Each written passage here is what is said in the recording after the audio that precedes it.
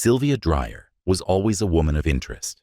She still had the beauty that had once turned heads at every gala and social gathering she went to at 59. Her riches, accumulated from smart investments and a string of profitable tech-related businesses, had simply confirmed her elite status.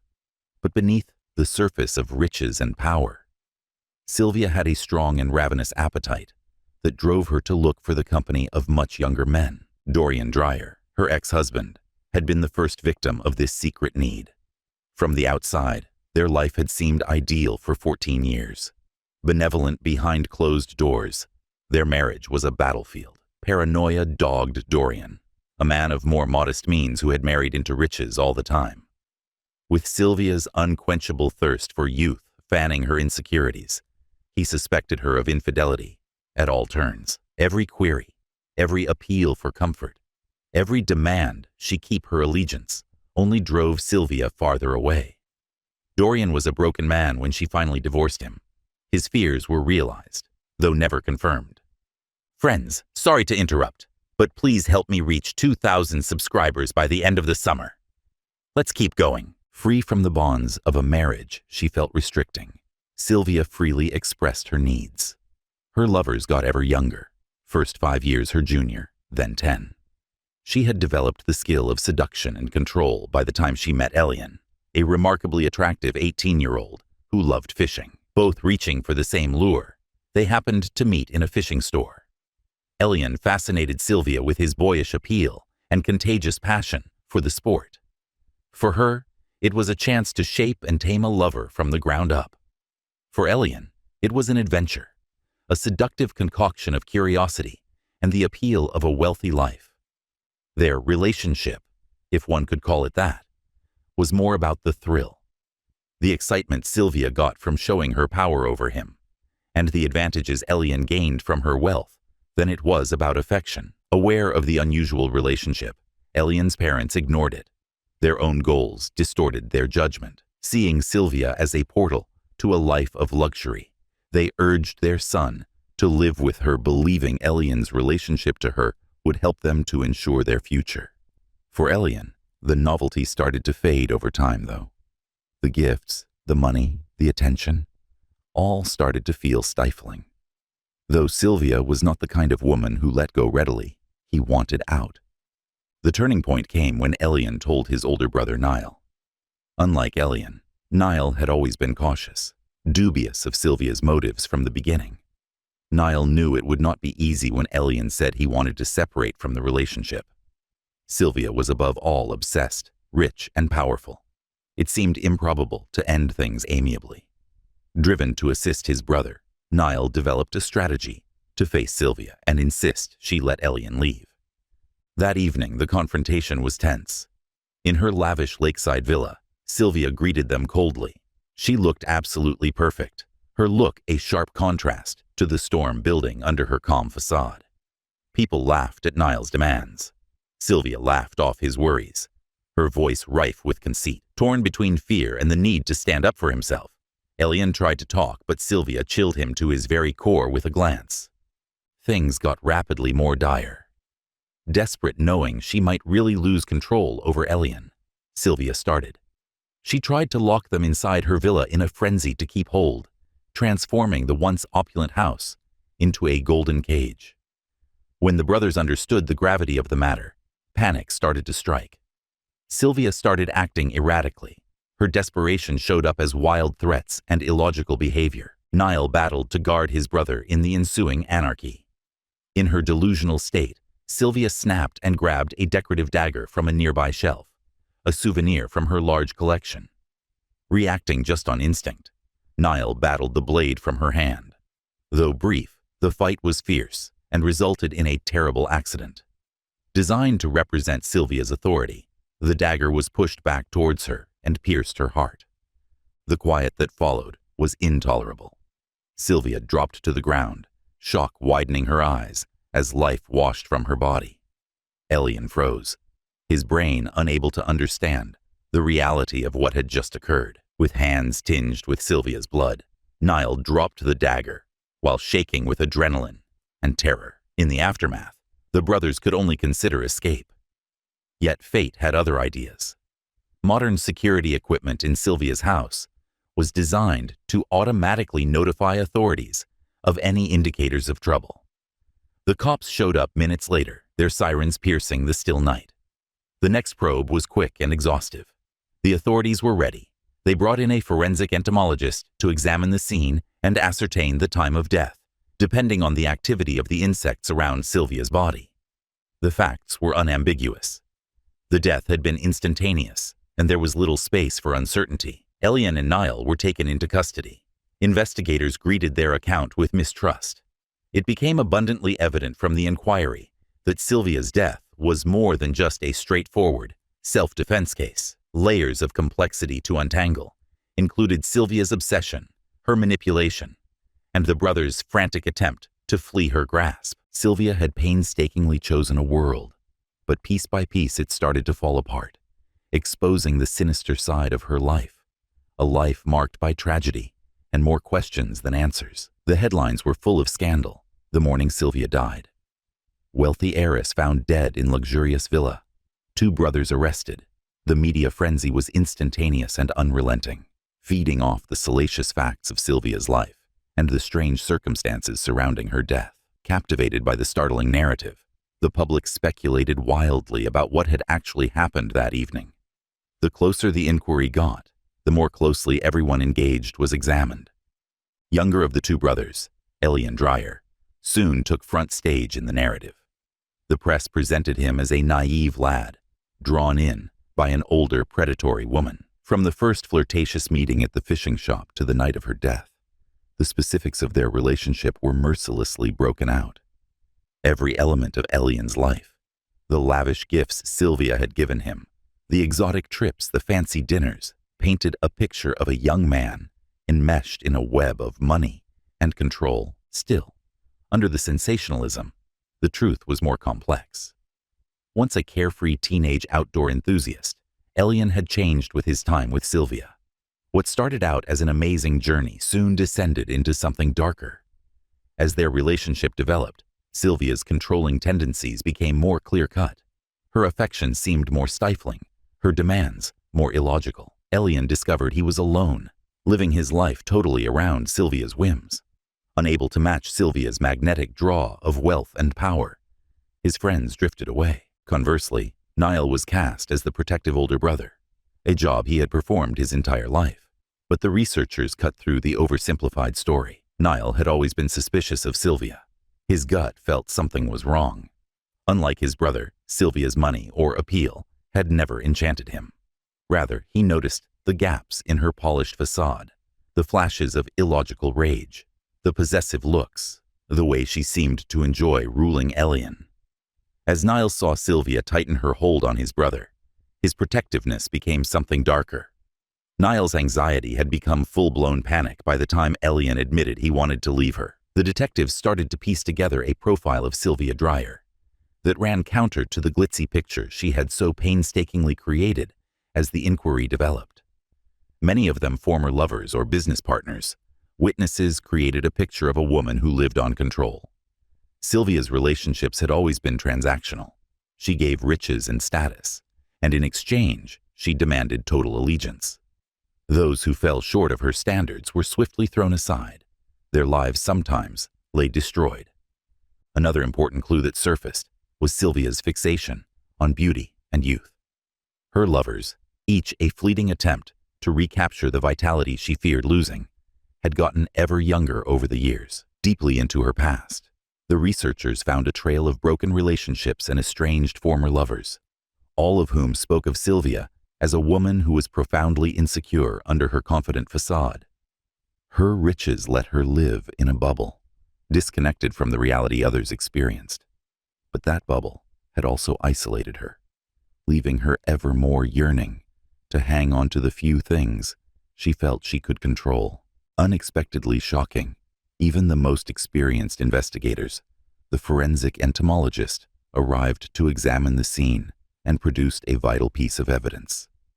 The exact study of the insects discovered close to Sylvia's body allowed one to precisely estimate the moment of death. The results verified Sylvia's death almost immediately following the fight. so supporting Niall's claim that the stabbing had been a self-defense action within the middle of a violent struggle. Still, the research also turned up evidence challenging the story of self-defense. Village security footage showed Niall and Elian arriving together apparently with a goal in mind. As Niall walked into Sylvia's house, his manner was calm, almost cold. Elian seemed obviously nervous. This video and the finding of several menacing text messages from Sylvia to Elian in the days before her death indicated that the confrontation had been building for some period. Inspector Lena Vogt, the meticulous woman leading investigator on the case, was driven to find the truth. The way the media presented the brothers as either victims or villains did not easily influence her. Lena had seen too many cases in which the truth was far more complicated than the public story. She methodically assembled a case that would be strong in court by concentrating on the facts, interviews, evidence, psychological profiles. Especially illuminating were Inspector Vogt's conversations with Niall and Elian. Niall was guarded, his responses deliberate, as though he were always evaluating his words. He said he was worried about his brother, but denied any intent to hurt Sylvia. Elian, on the other hand, was more emotive. Speaking of Sylvia, he expressed a mix of sadness and anxiety, noting how her behavior had grown more erratic in the weeks before her death. His voice was clearly filled with guilt and uncertainty as he related the evening she passed, how he had wanted to call off things gently, but had become caught in a dream. Inspector Vogt started to glimpse the outlines of a sad story, one of power, control, and desperation. As the inquiry went on, driven to great lengths to keep control, Sylvia Dryer had been a woman who used her riches to control those around her. Trapped in the web of her influence, Niall and Elian had sought to escape, but the circumstances had spiraled out of control and resulted in a terrible and violent end. Still, the question begged, was Sylvia's death really an accident, a sad outcome of a valiant fight? Alternatively, was Niall's behavior more carefully planned? The outcome would decide the fate of the two brothers, since the case traveled inevitably toward trial, where the whole truth would at last be exposed. The courtroom was quite different from the lavish world Sylvia Dryer had lived. Dark wood lined the walls, and as the trial started, the air was thick with anxiety. Eager to record every moment of the drama consuming public imagination, journalists crowded the gallery. Led by the aspirational district attorney Miriam Hargrove, the prosecution aimed to present a picture of premeditated murder. The defense, headed by seasoned and calm attorney Victor Marquez, sought to show that the brothers had acted out of fear and desperation. The prosecution's approach was plain from the start. They sought to destroy the story of self-defense Niall and Elian had put forward. DA, opening with a strong statement, Hargrove meticulously described Sylvia Dryer's last hours. She said Sylvia was a vulnerable person who had been terribly betrayed by people she trusted, not a manipulative and controlling woman. Driven by jealousy and resentment, the prosecution claimed Niall had planned the confrontation, knowing fully Sylvia was alone and vulnerable. The security footage from Sylvia's villa turned out to be the main piece of proof the prosecution had. The grainy black and white video showed the two brothers walking into the house. Niall's austere attitude stood out sharply from Elian's seeming anxiety. Hargrove contended that Niall had intended to confront Sylvia and had no intention of leaving without pushing her hand, one way or another. This video proved premeditation. Originally seeming to support the defense's case, Sylvia's text messages were reinterpreted by the prosecution as the desperate pleas of a woman attempting to keep control over a chaotic situation, rather than threats. Witness after witness was summoned to the podium. Former lovers and business partners of Sylvia's presented a picture of a strong and domineering, but not without vulnerability woman. They mentioned her explosive temper, her fixation on youth, and her unrelenting demand of control. But they also spoke of a woman whose desperate attempts to preserve her lifestyle had left her isolated and paranoid, having been profoundly damaged by the judgment of the world. First, the defense concentrated on the psychological effects Sylvia had on Elian. Master of courtroom drama Victor Marquez called Sylvia a puppet master who had used her riches and clout to control a young, impressionable Elian. He asked a psychologist who had assessed Elian soon after the event to testify that Sylvia's controlling behavior had caused the young man to experience extreme psychological stress, almost a breakdown. Marquez also underlined the results of the forensic entomologist, which confirmed the brothers' chronology of events, established with accuracy by the analysis of insect activity. The time of death supported the defense's assertion that Sylvia's death had been instantaneous, and that the brothers had not had much time to create any other plan, except for trying to free her from control. The defense contended that rather than a planned act of violence, the confrontation had escalated unexpectedly, leading to a tragic accident. Still, Niall personally was the defense's best weapon. The courtroom went still when he stood up, all eyes on the man who had been portrayed as both a villain and a defender. Niall told the events preceding that terrible night with measured calm and steady voice. Though he had been cautious of Sylvia from the beginning, he said his main focus had always been on the welfare of his brother. Niall detailed the slow decline in Elian's spirit, and how Sylvia's possessiveness had made his once carefree brother a shadow of himself. When asked about the evening Sylvia died, Niall's cool head slightly wavered. He detailed Sylvia's increasingly erratic behavior, and how she had tried to lock them in, so depriving them of choice and forcing them to face her. As he told the jury, his vivid description of the fight included the moment the dagger had been turned back on Sylvia, replaying in slow motion. His voice sounded not of triumph, but only of deep regret and inevitable loss. Hargrove sought to ruck Niall's calm under cross-examination, implying that he had been motivated by something more than just concern for his brother, perhaps anger at Sylvia for the hold she had over Elian, or jealousy that his brother had received attention and affection that Niall himself had never experienced. Niall insisted, though, that all he had ever wanted was to defend Elian and denied any such motivations. The trial went for weeks with daily revelations and conjecture. Public opinion swung wildly between sympathy for the brothers and indignation at Sylvia's terrible death, while media coverage was unrelenting. Since both sides presented their closing remarks, the last days of the trial were the most intense. The last words from Hargrove were a passionate appeal for justice. Sylvia was painted by her as a woman who had been wronged in the worst possible manner, despite her flaws. She maintained that Niall had exploited his brother's weakness to carry out a horrible deed, and that his acts had been motivated by a deep-seated resentment. Hargrove asked the jury to reject the defense's story and render a decision, ensuring Sylvia would get justice. Though in a different manner, Victor Marquez's closing case was equally strong. He reminded the jury of the psychological impact Sylvia's actions had taken on Elian, and of Niall's desperate need to guard his brother. Marquez underlined that this was a sad accident resulting from desperation and fear, not cold-blooded murder.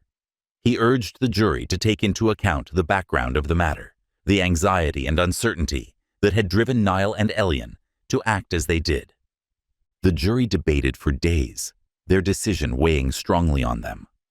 The courtroom was packed, and the tension evident when they at last returned with a ruling, not guilty of murder, but guilty of manslaughter. The foreperson stood, and the room gasped. Reactions to the decision ranged from relief from the brothers, to indignation from Sylvia's supporters, to quiet satisfaction from Victor Marquez, who had been able to save his clients from the worst possible outcome. The decision to sentence Niall and Elian to time served with a probationary period generated more media discussion and controversy. The Dryer family had to pick up the fragments as the trial drew to an end. Once the emblem of Sylvia's strength and influence, her estate turned into a battlefield of legal conflicts between several parties seeking control. Though free, the brothers were always marked by the ordeal. The events that had happened irreversibly changed their lives. Following it, Niall withdrew from public view, while Elian battled to reconstruct his life. Constant reminder of the cost they had paid for their freedom. The shadows of the past persisted, though the world went on. Those who had seen Sylvia Dryer's sad end and the trial that had enthralled a country would always carry traces in their minds. For the Dryer brothers, life in the months following the trial started as a sequence of changes. Older and more reserved of the two, Niall withdrew from society and turned to the peace of the countryside. He turned down offers to publish a tell-all book and avoided the media.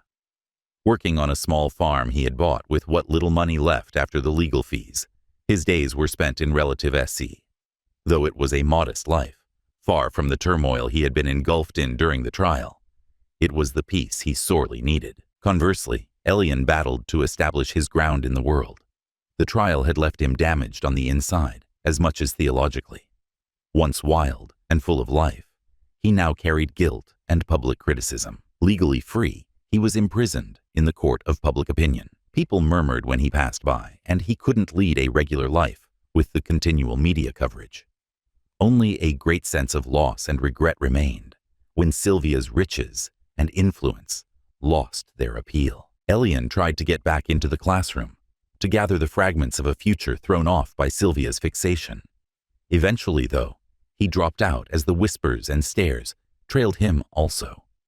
He couldn't hang on to any sense of consistency as he passed job to job. Once hopeful that Sylvia's riches would ensure the future of their family, his parents watched helplessly as their son drifted further from the person he used to be. The public never really embraced the brothers' narrative despite the legal result. Online conspiracy theories abound, with some asserting Niall had planned everything to maximize Sylvia's fortune. Others thought Elian had been a willing participant, active in the events leading to Sylvia's death. The truth, layered and complicated as it was, vanished in the noise, so tarnishing the brothers' names forever. The estate Sylvia had once controlled with an iron fist came to represent her terrible death. Following a protracted legal fight, it was sold off to pay debt and legal expenses, its grandeur now only a shadow of the life Sylvia had tried so valiantly to preserve. Unaware of its past or indifferent to it, the new owners reduced its grandeur to a personal haven, as if the world wanted to forget Sylvia completely. The echoes of her life, her aspirations, and her ultimate collapse gradually disappeared. Some things, meanwhile, could never be forgotten. Memories of Sylvia haunted Elian, not only of her last desperate moments, but of the woman she had been before everything fell apart. Sometimes he could still clearly remember her laughter, the friendliness of her smile, and the enthusiasm she injected into his life. Though distorted by what came next, those real moments stayed in his mind like ghosts. Sometimes Elian would drive out to the fishing shop where they first met, in the silence of his evenings. Standing by the lake, the site of their first crossing, he would wonder how his life might have turned out had he never gone for that lure. Those simple days, when he had been a young lad driven by a love of fishing, seemed like a lifetime ago. The years went by, and the Sylvia Dryer narrative gradually disappeared from the news. The public moved on while fresh scandals and tragedies replaced each other. For Niall and Elian, though, the influence of that period was lifelong. Each of them carried the weight of their decisions, the weight of a life permanently changed by a set of decisions unchangeable. Ultimately, Niall discovered some solace in his solitude and embraced it as penance for the part he performed. Still young but marked by an experience that had aged him beyond his years, Elian kept looking for meaning in a society that had once promised so much. In the legal sense, they were free men, but prisoners of their own memories, a reminder that some shadows never really fade. And so, the tale of Sylvia Dryer, a wealthy woman whose life and death became a spectacle for the world to see, ended not with a bang, but with a quiet residual whisper. Only the echo of a life that had burned brilliantly but too quickly, consuming everything in its path, left behind the villa by the lake, the extravagant parties, the younger lovers.